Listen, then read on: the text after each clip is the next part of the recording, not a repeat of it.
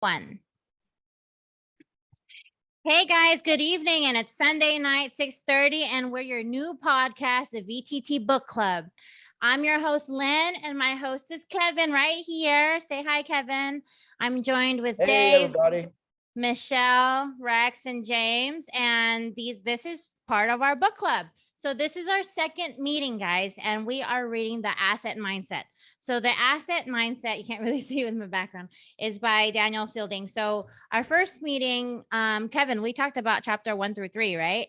What did Wow, you think yeah. about the first meeting? Way more than I expected on a personal level because, as you said, it was kind of almost like an AA meeting without the alcohol problem attached to it. So Right. it was good, and I hope we're sitting here one day with 100 people jumping in on the book club. That'd be great So if Zoom fantastic. could Let's accommodate I that. want to keep rocking it. I want to bring the added value to the entire community, and I think we got the right team in place to do it.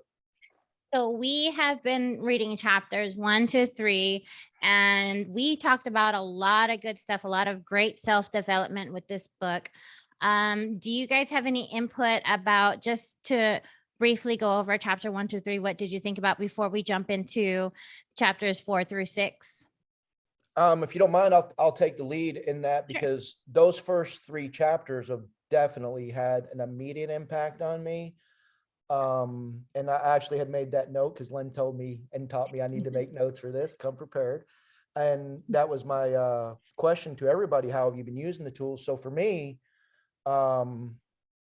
I had this like thought, because I had this like really high paying job, but it took me from home from 6 months at a time. And I just had this thought process like, wow, you used to make a ton of money when you were working contract machining. And then I'm like, but I have that ability here. Do you want it? Is this something you want to make happen? And the answer to that was yes. So I have been, when overtime is available to me, getting up at 3 a.m. and going in for 4 a.m. to work a 12-hour shift. But I've carried that over because, time is precious to me right now because we've been getting so busy as a team. We're going to grow and get busier. And I'm up at 4 a.m. I'm doing things with the first 3 chapters that just seem completely out of my ability, to be perfectly honest with you. So that's how I've used it. And I'd like to hear how you guys are using it. Well, that's amazing, Kevin. Anybody else? Dave, do you want to share a little bit? Uh-oh. Anybody Dave's read on lips? home.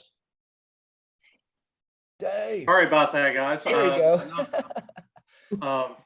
So chapter 3 to me really hit home a lot, and is making the right choices. Not so much Right. for me. I can relate to how I was growing up and who I surrounded myself with, but I've sat down with my children and say, hey, look, you might be making the hard choices now, and you might be by yourself, but it's going to pay off in the long run. So this book, it's helped me get my mind frame reset on some of the goals that I want to do, but I've been using it more to help with raise my kids. So they're at the age that they can understand these things. So as these concepts as well. Do you mind if I ask you an example of how you're applying that to? Because I find that interesting that you're using it that way. That's actually something that actually kind of shows you have an asset mindset because you've used it in a way that I wouldn't even have thought of, to be honest with you. Yeah. So as an example, I have one rule with my children, and they're, when I say children, one's 21, about to be 21, the other one's 18. The one rule is don't be stupid. That kind of opens things up to a lot. So whenever they sit down and think about don't be stupid, am I in the right place at the right time to meet my commitments? Am I hanging around with the right people? Are these the people that are going to help me be the person that I want to be? So I go through it as an example of, okay, I was hanging around with this guy when I was growing up. Overall, not a bad person, but he was starting to do drugs. And even though as I was trying to help him get out of it, he wouldn't. He didn't respond to what I was talking to him whenever I was young. So, I said, so I had to break off that relationship with that person because it's going to end up be damaging, even though it hurt me at the time because I'm a fairly loyal person. It was the right decision to make, and even though it was hard. So having my daughter, she's out on her own. She's not 21 yet. Am I foolish enough to think that she's not drinking? She's drinking. I said, be smart. Have a designated driver. Right. Mm-hmm. Do the right thing. Make the right decisions. If you're in a place that you don't want to be, call someone, help you get out of it. But that's part of, even though it's hard, you're going to hear about it, and I will tease her. I will come get her. But anyway. That's great. And Yeah, that's all Dave, part of the one- asset mindset. I have one more question for you, Dave. Yes, sir. Would you like to adopt me? Me too. That's awesome. That's absolutely awesome. Yeah. And Michelle, that I goes know hand in hand of Michelle, what I we know talked for a about last fact, time. rolled through the book, so I know she has some input right here. How have you been using it, even though, it was, you mentioned that a lot of the things you heard before, so. Said, when I was young, I pretty much knew where my career was going. And, I had a few friends that were involved with extracurricular activities, you may say. And unfortunately, I had to pretty much cut them out because I knew what I wanted in my life, and I knew that that's not what I want a part of my life. And basically where my career was going, I knew I was going to have to make that tough decision. It was tough, you know what I mean? Because it's like, I made some good friends a lot of places, but, sometimes you have to, like you said, do the right thing and focus on where you want to be. And, sometimes that means you have to cut some people out of your lives, fortunately. Right. But right. Absolutely. I'm sure Rex could hurry up and get out of that damn shower. He'd have some input too, but Well, that's okay. We'll go ahead and move on, and we're Absolutely. gonna start talking about chapter 4. So in chapter 4, he started off talking about his first hero, which is his dad. So his dad told him to watch and learn. And also some of the big talking points was, if you don't try, you'll never know, and if you don't love that. know, it's because you didn't try.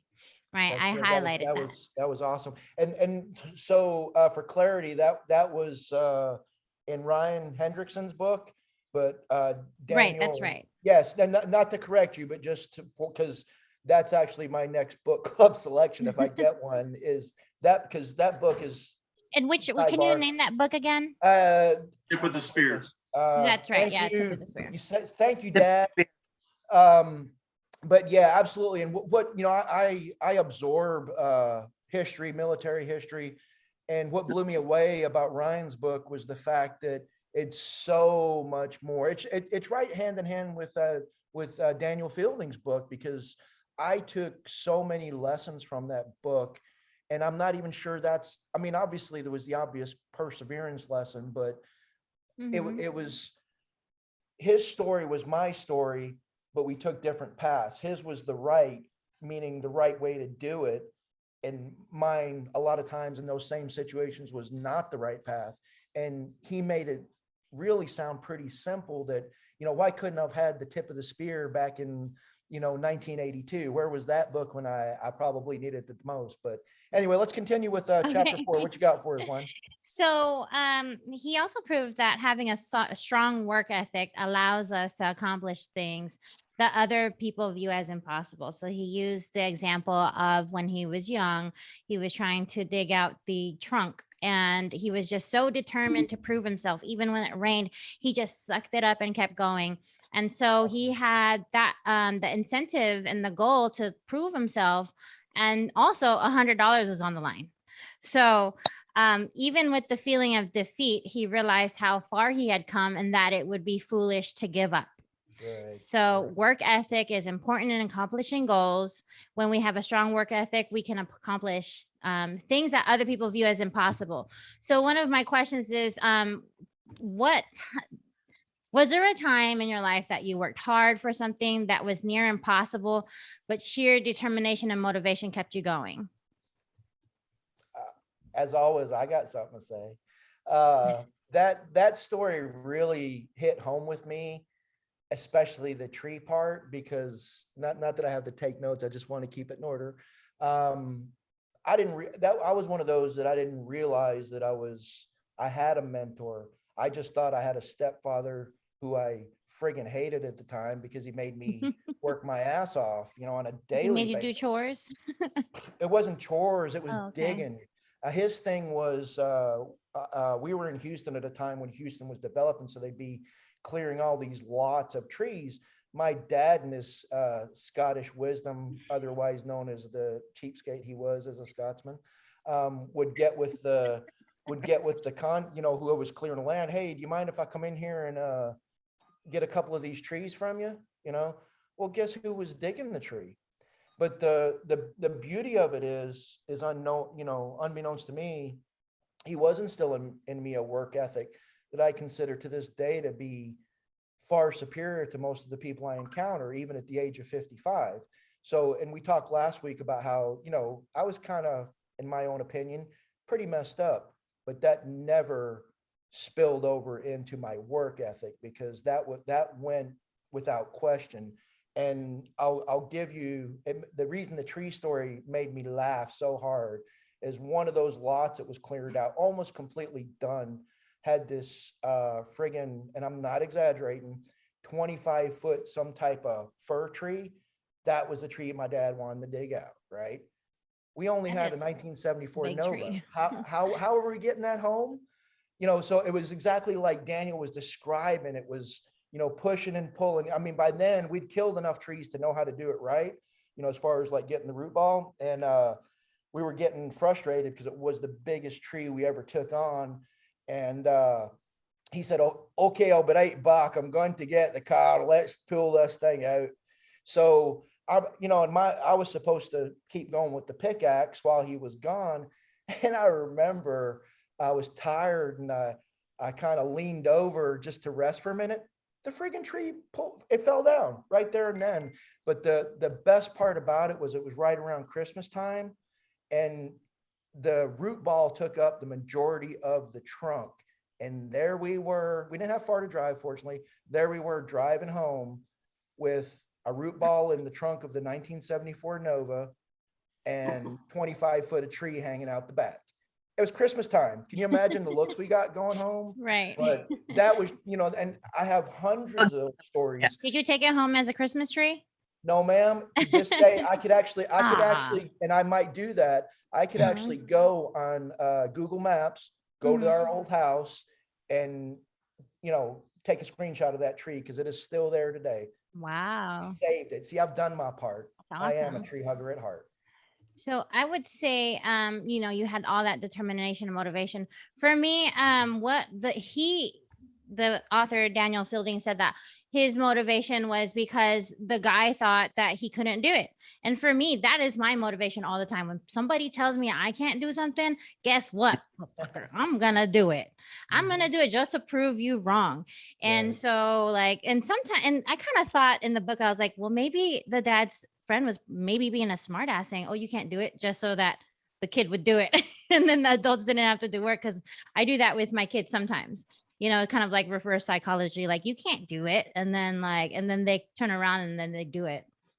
So, but for me, I love when somebody tells me that something is impossible, because nothing's impossible in my eyes. Like when I first joined the Navy, I was an operations specialist, and there is a special job in OS called AIC, Air Intercept Control, and you get to go to Top Gun school with the Top Gun pilots and stuff. And only the top 2% ever make that. And I had my eyes set on that goal, and I was not going to accept no for an answer. You had to be a certain rank to get to that school. But as soon as I got to that rank and I checked on board my second ship, nobody knew me from Adam. They're like, who is this girl saying she wants to be an AIC? She is new. She looks like an admin person. No. And I walked into the office and I was like, you're sending me to AIC school. That's where I'm going. I don't care what you guys say. And I went to AIC school, and the people who were there on the ship longer than me were kind of pissed. I was like, well, you never said or explained that you wanted that position that bad. I did. I said, no matter what, I'm going to get that position. So that motivation is always, setting me. So I kind of relate to some of his stories about the determination and people telling you no, especially like being the new person. I am the new person all the time. I move every 3 years. And so I always have to prove my worth every single time. And then by the time I prove my worth, they're like, oh, okay, yeah, she's a good worker, but people, unfortunately, they judge you by how you look, or they judge you and think that, oh, okay, you're pretty, or okay, you're a girl, you can't do this. So I love it. I love it when I prove people wrong. And I love when I get things accomplished and what I want, because I'm going to get what I want. Right. And before we turn it over to David, because I know he's got a story for us, Len, what I call that is what you're doing. Embrace the term professional new guy. Yeah. That's right. Professional new guy. That's me What always. you got for us, David? So, yeah, it's another thing. Whatever I was growing up, that work ethic was instilled with my father into me, and my mother. Yeah, my father was excuse me, worked in the tin mill, worked in Steel Corporation. He was a mill rat, and I delivered newspapers, and it was my job. Rain, sleet, feet of snow, to deliver that newspaper to those people that were relying on me. I realized when I come home from school, if the newspapers were there waiting for me, I'd go deliver the newspapers. If they weren't there, I waited until they got there and I delivered. I remember going, why am I got here? It's blankety blank cold, something I would never tell my father whenever I'm 10 or 11 years old, whenever I was delivering newspaper. Why do I have to do this? But you just suck it up and take and go deliver it, the newspaper, because those people were relying on you. And one of the more recent example of it, someone that I got a midlife crisis, so I bought a truck, and then I got an email saying, "Hey, your GI Bill's about ready to run up," and I'm a little bit over 50 years old at the time, and I decided to go back to school and get my MBA. You're too old to go back to school. University of North Carolina, that's a tough school. You work 70 hours a week, and you're not going to have time to raise the family and do school. And well, I just put the nose to the grindstone, put your head down.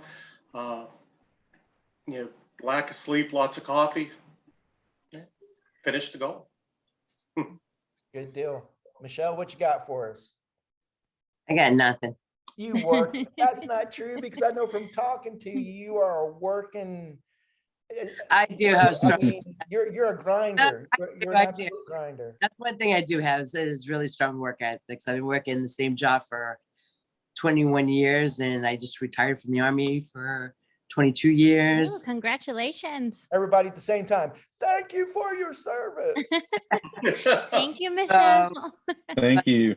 No, I do have really good work ethics. I set my goals and how I want to perform my day, and I keep those goals every single day that I work. I don't deter from them. I don't ever slack off. I just keep those standards all the time.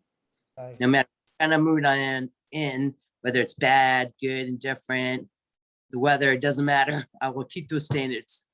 So Very nice.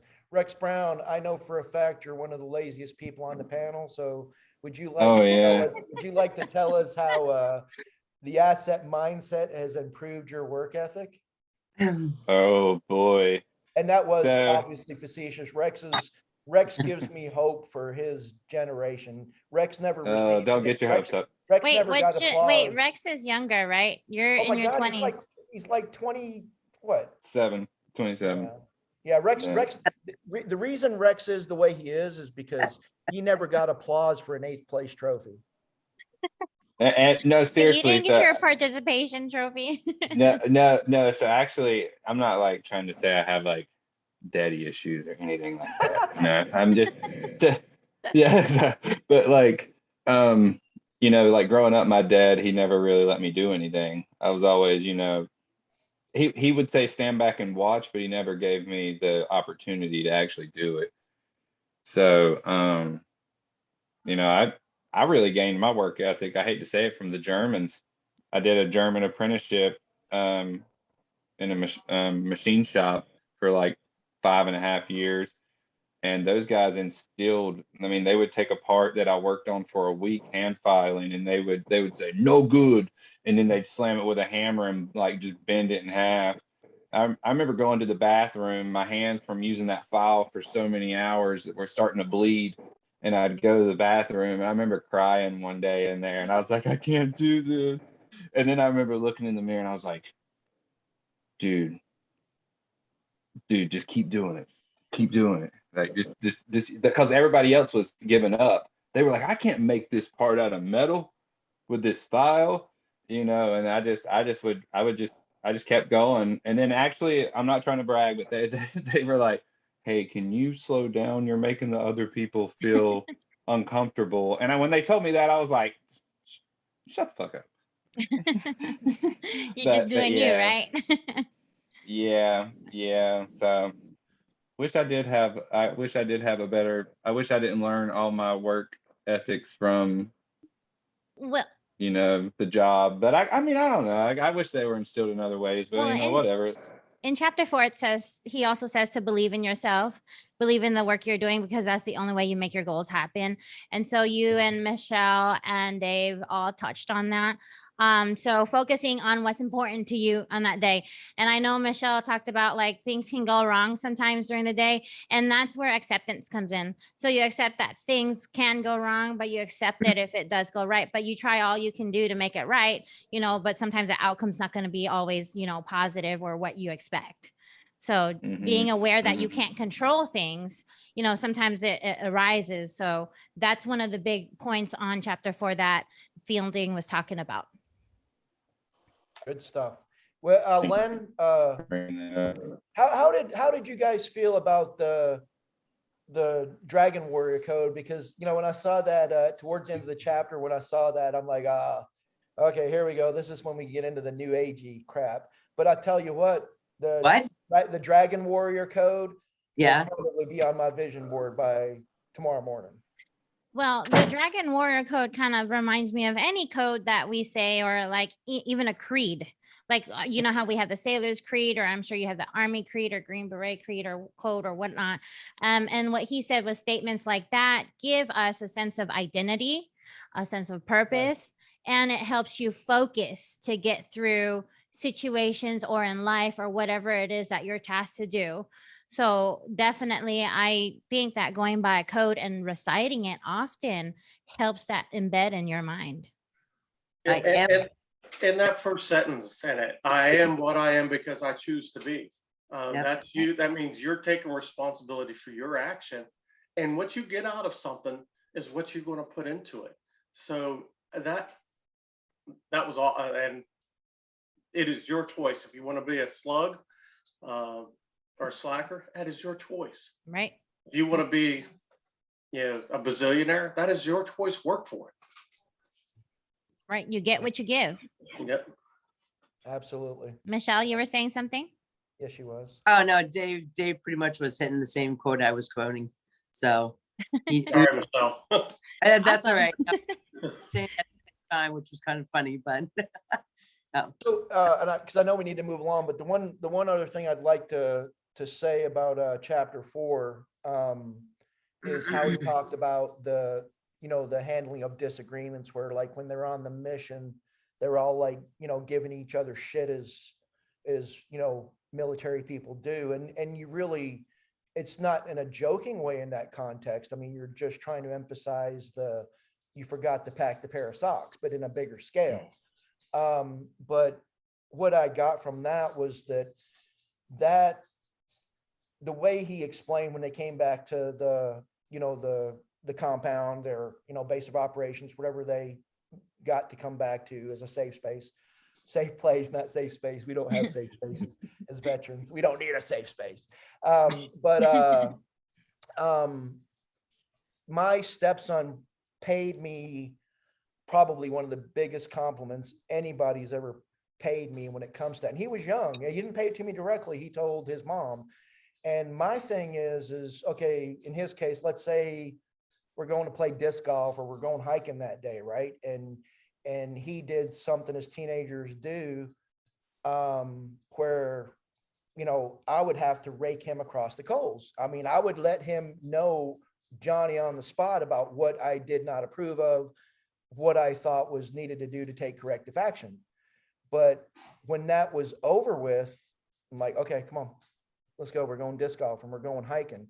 And the compliment came from him saying that, he said, you know something, Mom? He said, Kevin, when Kevin gets mad at you, boy, he'll let you know it.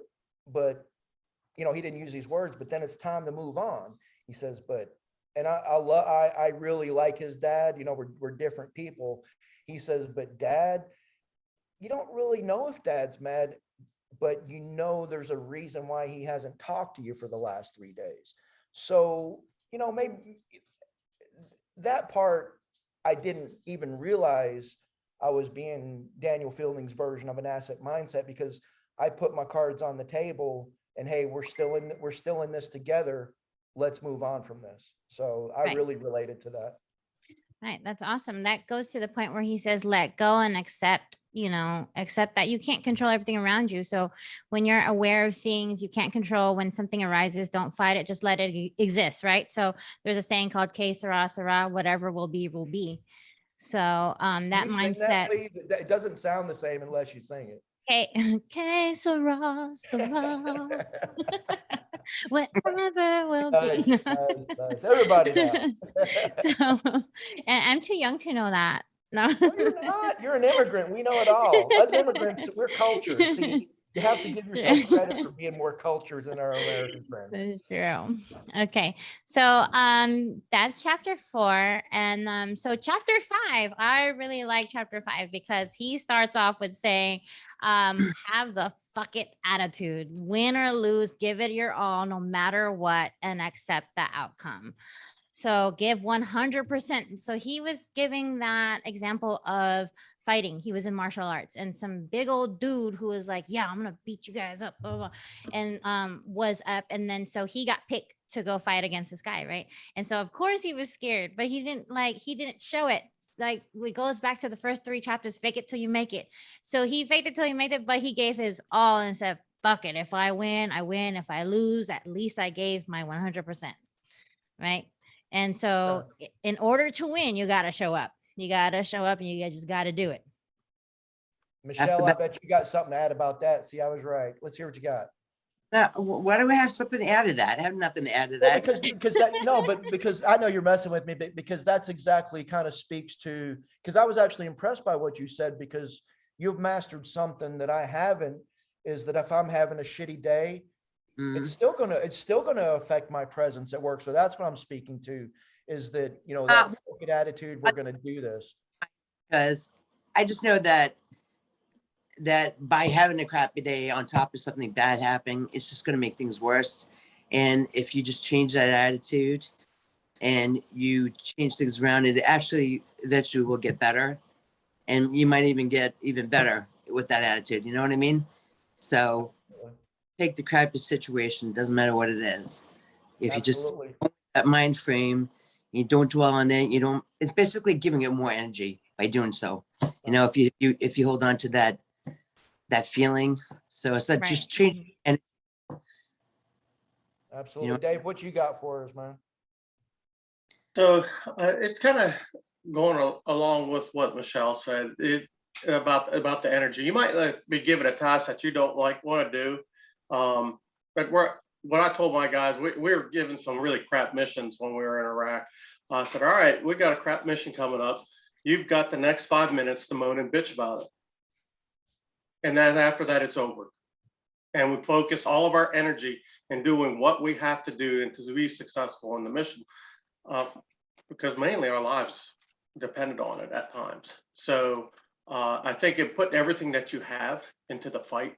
Even though it sucks, you really can't control the level of suckiness. You just have to be prepared and overcome it. That's all.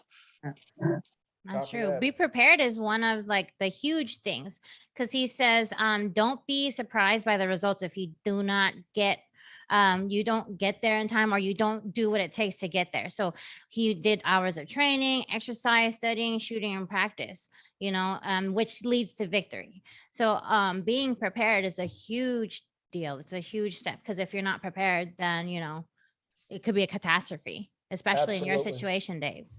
Absolutely. And actually, I'm, oh goodness, oh man, 35 years removed from my military service. And I just What? heard I'm only some, 37. so I was defending your diapers. Kevin. So back then I was all about, "Oh, why are we doing this? Why are we doing this? Don't make no sense." And I heard something just recently where whoever was saying it was, and I wish because it was profound. It's like, no, are we going to run into combat with a 55-pound backpack after marching 20 miles? Probably not, but it's pretty friggin' cool to know that we can do it if we have to. So that, Yeah. I wish somebody had explained it to me that way before. I wish somebody had explained it to me like you just did, Dave, that over, and back in the day, that was, especially in the days of the Cold War training exercises, we didn't know what the hell the big picture was. We didn't have to know, but I wish somebody had just said it that way, for the simple reason, I think it would have put a greater emphasis in that, what we now refer to as overtraining. Train until it becomes Second instinct. nature. Yeah. Nature. Absolutely. Rex, I know you're sitting there waiting to pounce, man. What you got?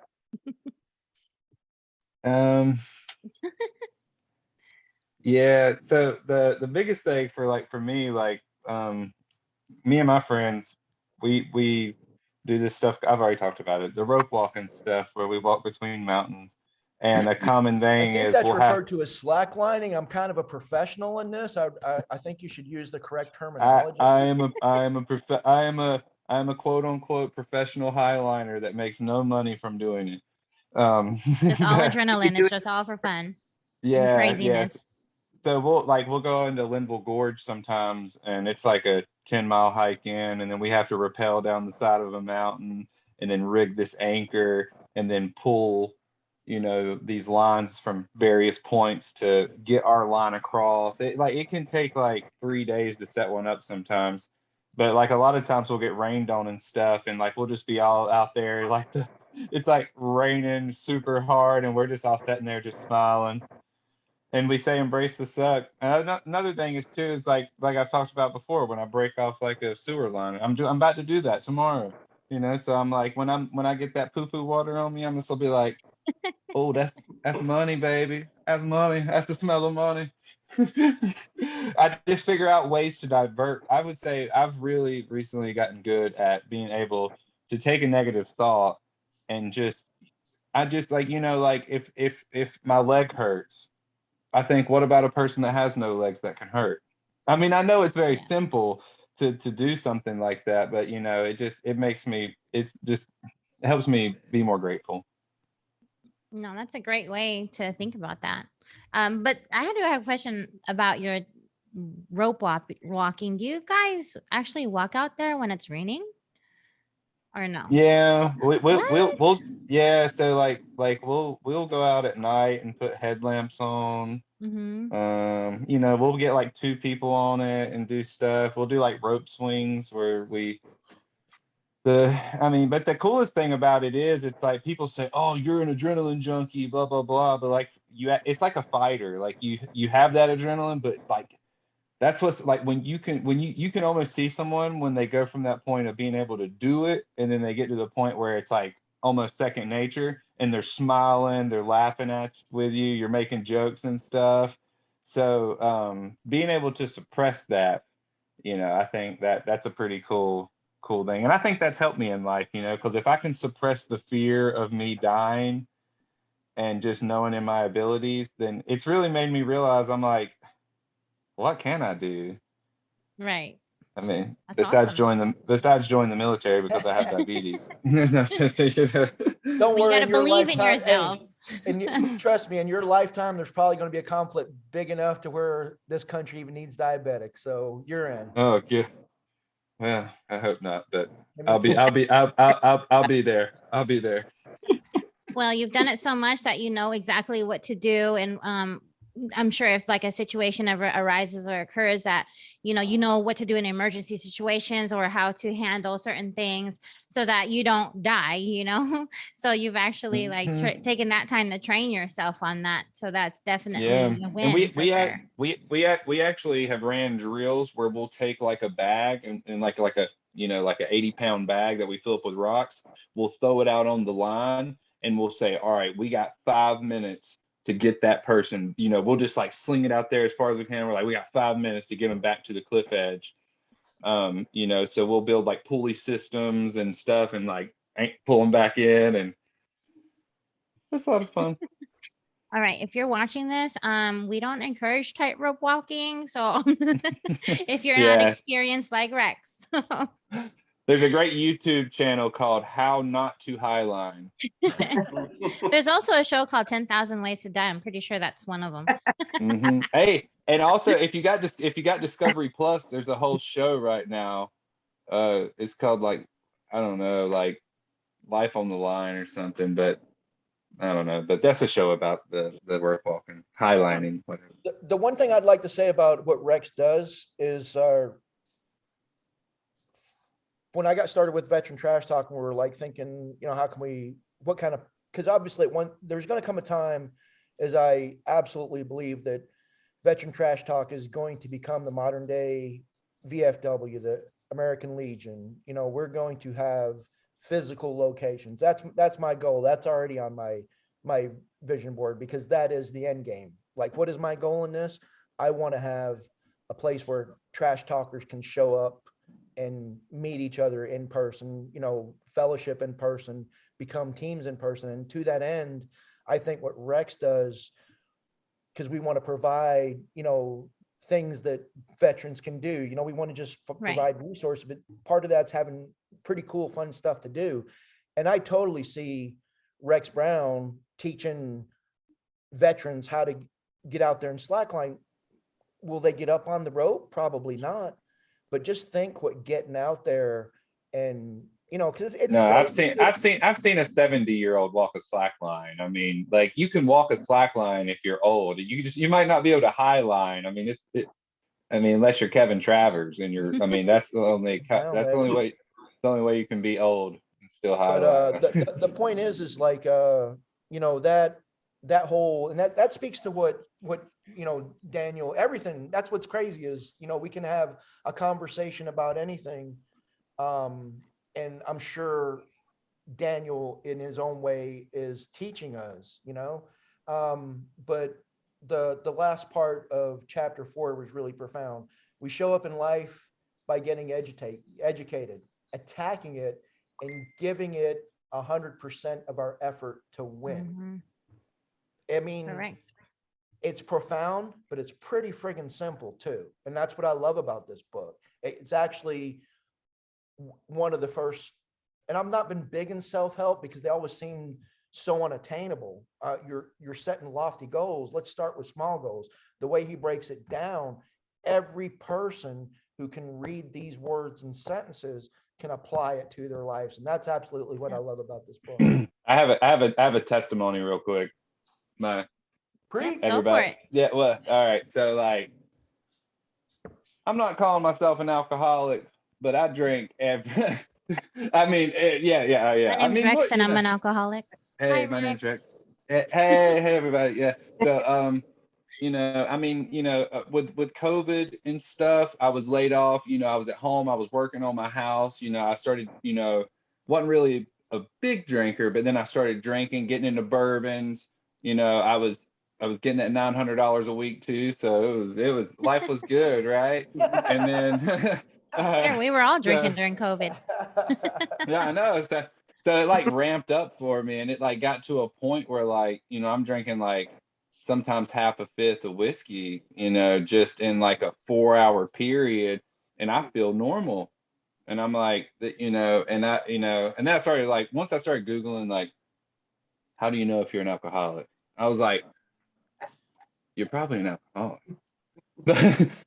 So I had this real, and it's something that I've really realized that like I struggle with. Like I crave it. Like, it's like I wake up in the morning and I'm like, man, some Baileys in my coffee would be really good right now, or whatever, just anything.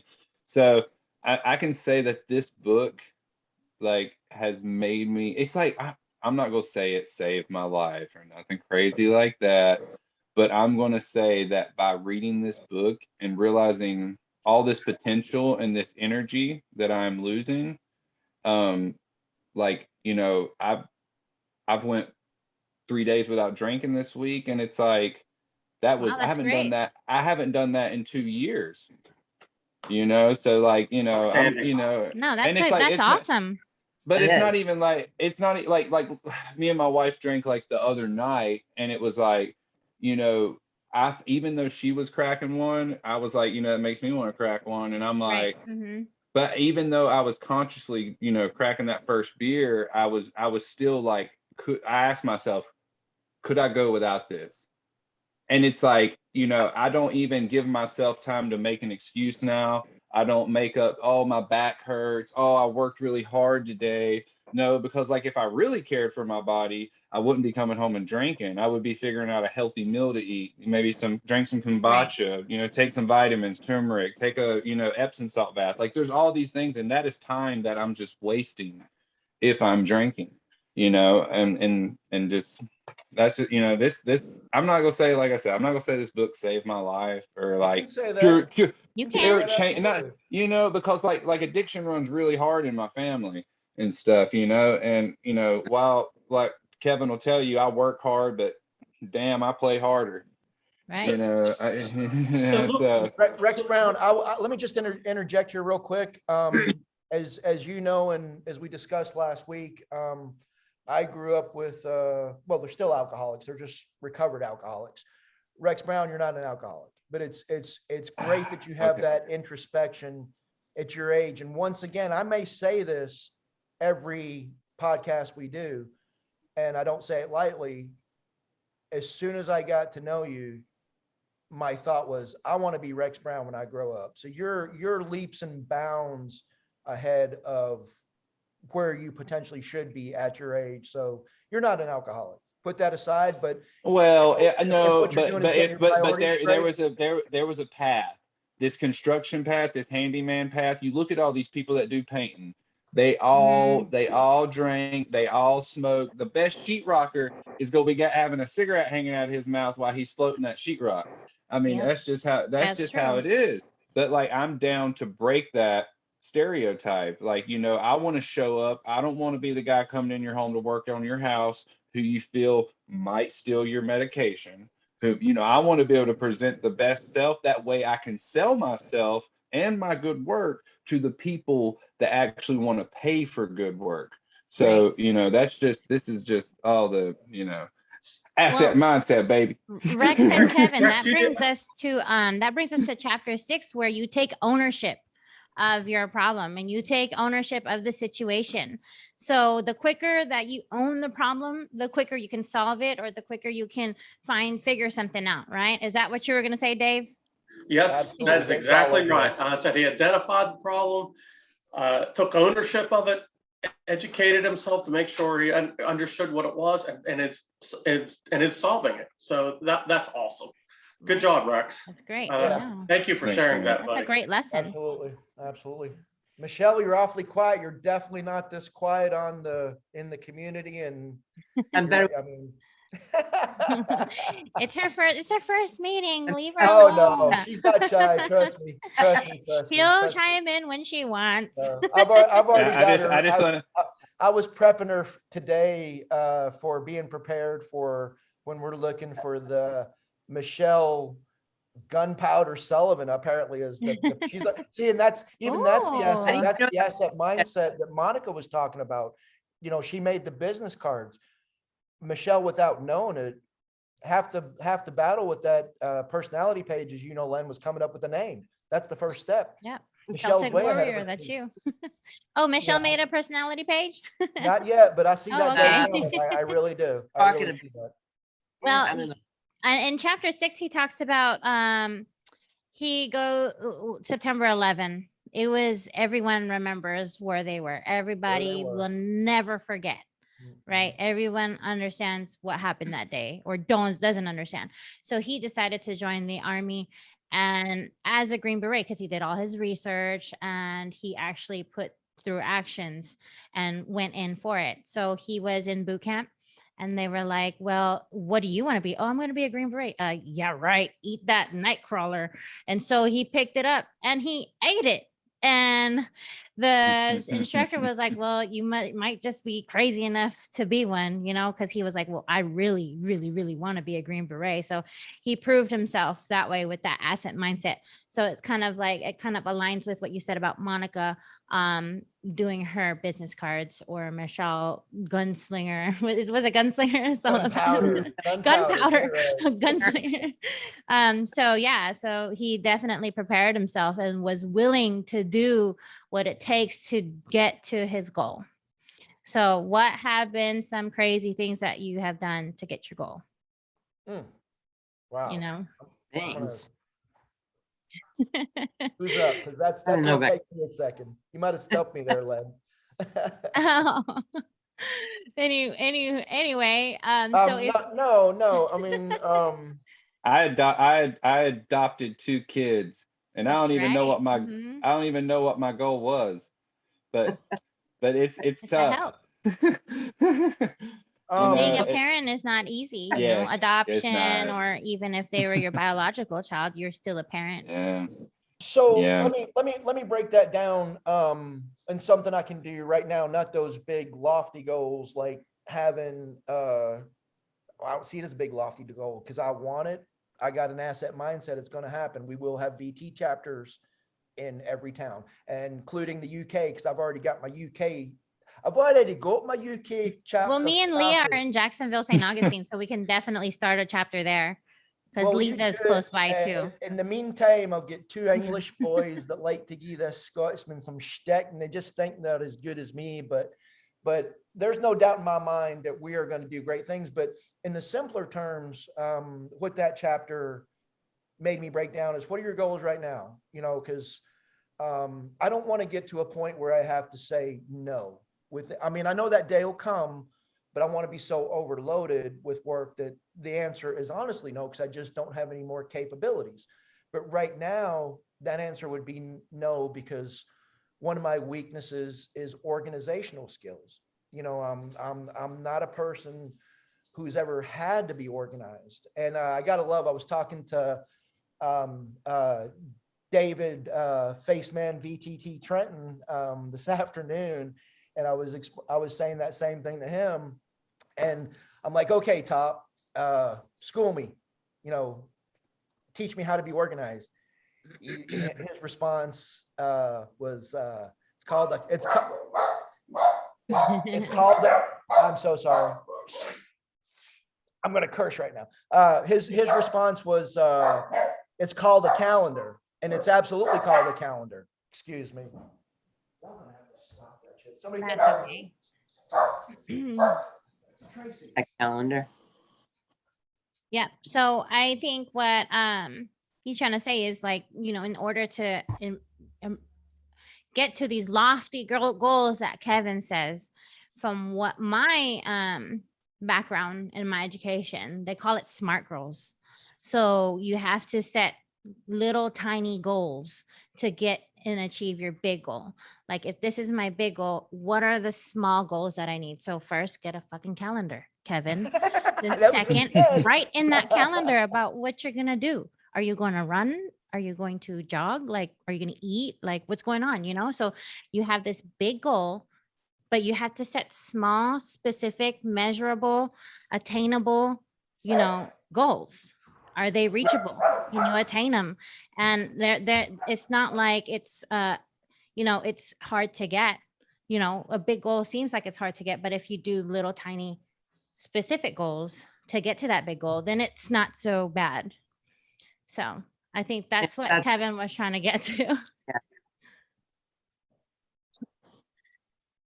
So can you guys tell me, okay, so tell me what heart means to you. So that was one of my questions because he does talk about heart.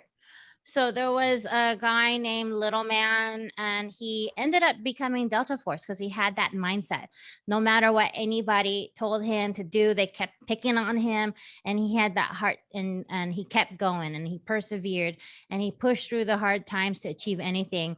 And if you persevere and you have that heart, you can achieve anything that others won't be able to, or even if they have that natural ability or natural talent, if you don't have that heart to do something, you're not going to get it done. Right. So even when he talked about that black hat, an airborne school, like he was a tab protector, and he dropped out and he failed. He failed that class because he didn't have the heart and he didn't persevere, and he wasn't used to having he wasn't used to being the best. So, but if you have that heart, you can definitely get through it. Isn't that right, Kevin? Absolutely. And even though I've quit a lot of things that were actually important and easy not to quit, in the big picture, those things where you're facing like, insurmountable, if I'm saying the word right, just that overwhelming sense of I can't do this. I've been pretty good at least facing that. And actually one of the worst examples is our best worst examples is, young men, young paratroopers, we like to fight, we're trained to fight. So let's go fight at the weekend, right? Well, let me tell you something. Kevin Travers could not fight. But Kevin Travers was never scared of, facing those battles. And I don't mean, through alcohol or nothing like that. I was always the person that you only have to give me one invitation. And this is the younger me. It's not the well, let's go, let's go, let's go. Say let's go one time. Okay, come on, let's go. Where do you want to go? Let's go.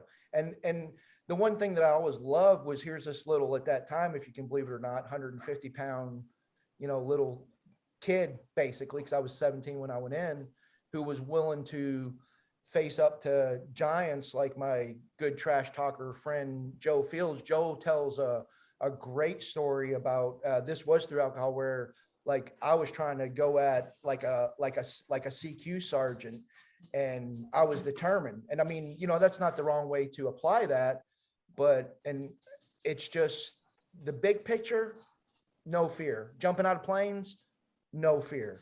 It's applying that no fear principle to our daily lives that I've always struggled with. Right. Well, so he also says that fear is an opportunity to show courage, right? So you might be Absolutely. scared. So, for instance, you might be scared to go back to school. You might be scared to start a new job or whatever. But if all it takes is just that one step to get going, just show up, just go, just be there. And then he also says, you realize how far you've come. Why quit now? Why quit?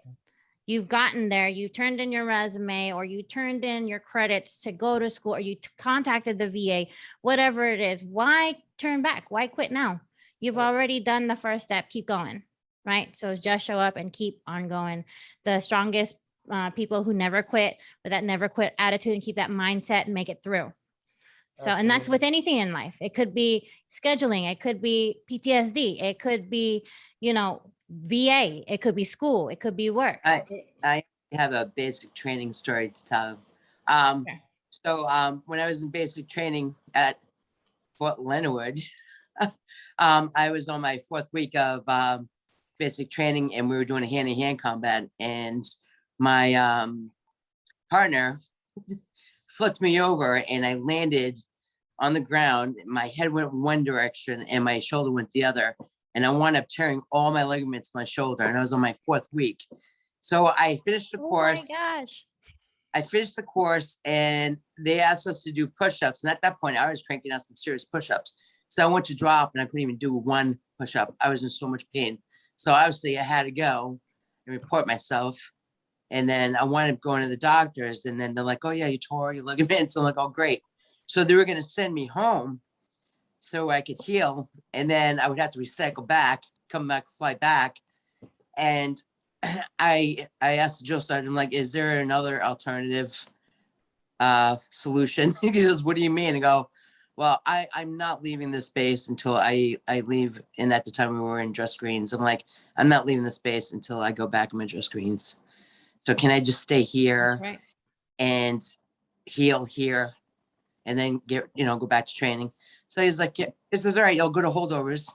So I went to holdovers. I was there for a couple weeks. I volunteered for every detail known to man.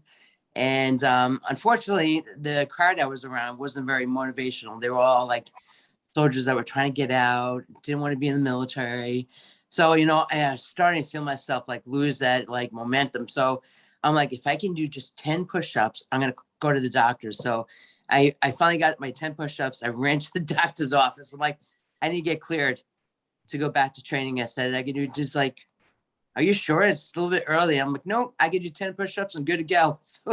So he signed me off. I went back to the drill sergeant and I was like, I'm cleared. And he was like, all right. He says, but we don't have a unit that's going to be starting on their 4th week. He says, the only unit that's starting right now is on red phase week 1, day 1. And that's like tomorrow. I was like, all right, sign me up. He's like, are you joking? I go, no, I'm not joking. Sign me up. He's all right, go pack your stuff.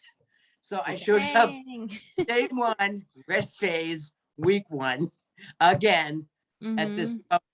And the drill sergeant went up to me and he says, I heard a rumor.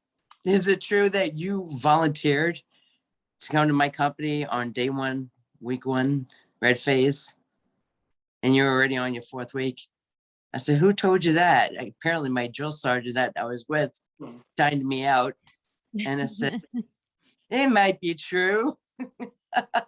I did the whole thing. I didn't have to do like a lot of the activities he told me, but I did it anyway because at that point, all the troops were all looking up to me because they all knew Yeah. that I'd done all the activities already. So they're kind of looking up to me. So I was like, I did everything again with them. So, it kind of gave them more encouragement too, knowing that I was there and that I survived. Yeah, I- that's definitely heart right there. Yeah, but those drill sergeants never bothered me in that company. They didn't even like I was invisible in that company. They're like, she's crazy enough to sign up for this again. But guess what? I graduated and I There you flew go. home with my dress greens, and that was my goal. And that was my mindset. No matter what I was doing, that's how I was going to leave. So I guess Boom. that would. Yeah. That's awesome. And actually what I'm hearing there, besides an amazing story, is the fact that you have been living for a very long time, that asset mindset, the one you spoke to earlier, the work ethic, that's not something new to you. That's obviously something that you came into adult life with. And that's what I find impressive, and, connecting those stories. Yeah, you had that never quit attitude, and so you kept that positive mindset that I'm gonna go back and gonna go back in no matter if it's week 1. And like you said, you control in the book, they say control your own destiny. And that's what you did. Control your own destiny because nobody else is in control of it but you. And you took ownership of your life and the path and embraced the difficulty. So it sucked, right? So you embraced the suck for a little bit. You did it, but then you went back and you embraced the suck again for week 1 through 4. Like, Yep. who does That's that? And by that time, she was the old timer because she had 4 weeks when nobody had anything.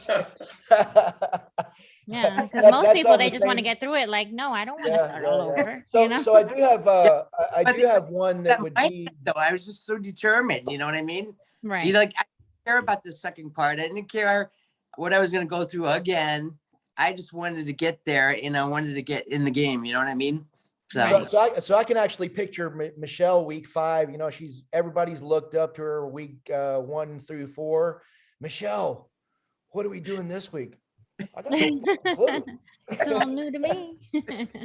But I do have a pretty good analogy of the complete opposite of what we just talked about. So day 1 in jump school, I think we started out with probably, I don't know, a typical jump school class back then, probably 500, I believe it was. And they had us in the ground week training area, and we were in formation, but we were seated, and the black hats came out, and as everything they do, it was very purposeful, very impressive, very intimidating. And the sergeant major, he was the one that kicked it off. And I remember, like I'm sure a lot of training speeches begin, he's like, anybody here want to quit? No shit. 3 friggin' people raised their hand. We hadn't even done a jump school push-up. And these guys were like, yeah, I don't think I want to jump out of airplanes, you know? So it is a mindset, because those people had already failed in their mind. They could not see themselves going through. And I got why those people were intimidated. I was scared. I was absolutely terrified, because the black hats made drill sergeants look like pussycats, babysitters. These guys were scary for 3 weeks straight.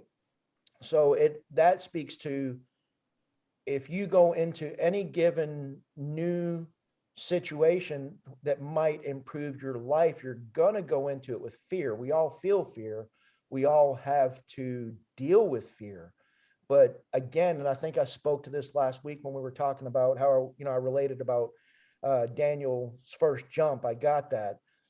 You get to a point where not that you have to set fear aside, but you go beyond fear. You deal with the fear, and it's time to make decisions that are going to move you forward. So if one of those 3 guys, all of those 3 guys had just took the time not to raise their hand, I guarantee you, like me, they'd still be able to brag about being a paratrooper, 35 years after I made my last jump. Well, getting through that fear is very powerful too. You know what I mean? Because it almost makes you feel like, man, I can do anything. You know what I mean? So it's very powerful thing to go through. You are correct. That's true. You are correct. Unfortunately, like I spoke, and I know you watched what we did last week, Michelle, but that's exactly what I was saying, is that I guess I got to be thankful that I was forced to deal with those type of fears, that extreme level of fear at the age of 17 years old, because everything that came after seemed like nothing. Well, thanks for sharing that. So we're gonna come to a close here soon. We've been about an hour. So I'm gonna ask for you guys' final thoughts, and I'll start with Dave. Do you have any final thoughts? So yeah, on these 3 chapters, the part that stood out to me was, you are who you are because you choose to be. And whether that's you owning up to a mistake, or you training hard enough and putting your heart into the job that you're doing, that's you choosing to be that person. So yeah, that's again, I think that was the big takeaway for me out of those 3 chapters. All right. Michelle, any big takeaways for you? No, just pretty much, Dave pretty much covered it. It's just having that work ethic, and, just staying true to yourself, being motivated, believing in yourself, Yep. All good asset mindset qualities. Yeah. Rex? Yeah, same thing. It's just, I don't know if you want to call it self-fulfilling prophecy, but you are, you really, no one can do it except you. Right. All right, Kevin. Only that I'm actually really excited to get to the new chapters, and unlike Michelle, I don't know where this is going to end, other than my quick brief through the first reading. But I'm just totally amazed about how easily the asset mindset is to apply to your life, because at the end of the day, as veterans, we have an asset mindset. And I think one of the keys is to realize that when you're doing that thinking that takes you in the right direction, you are in fact using the asset mindset, which makes you question, okay, how can I use an asset mindset in ways that I'm not applying it? And that's really where I'm at with it. So that would be the big takeaway is that I'm learning how to apply the asset, not in the big picture things, but in the things that we face daily. Right. Awesome. All right, guys. And my takeaway is the big thing is show up. If you want to do something, just do it, right? Like Nike. So he says, just show up and accept if it's gonna, like, you're gonna try all your best, try your hard for it to be a positive outcome, but it's not always gonna be that way, and you gotta accept it. You know, the faster that you accept that it's just exists just to exist, you know, then you'll move on and you'll live a better life. So that is definitely my takeaway. I'm so happy that all of you guys showed up here today. If you participated, if you didn't participate, we welcome everyone to our book club. We're Veterans Trash Talk. You can find us on Facebook. It's called VTT Official, Veteran Trash Talk on Facebook. My podcast is VTT Throat Punch Mondays. Kevin is the Celtic Warrior on Facebook. I am VTT's Celtic Warrior, and I'd like to take us out with a wee song that my granny used to sing. You take the high road. And check out our shop, Okay. VTT. Check out our shop on veterantrashtalk.com. And we'll see you again on Sunday. Thanks so much for joining us, guys. Love you, See you trash later. talkers. Bye.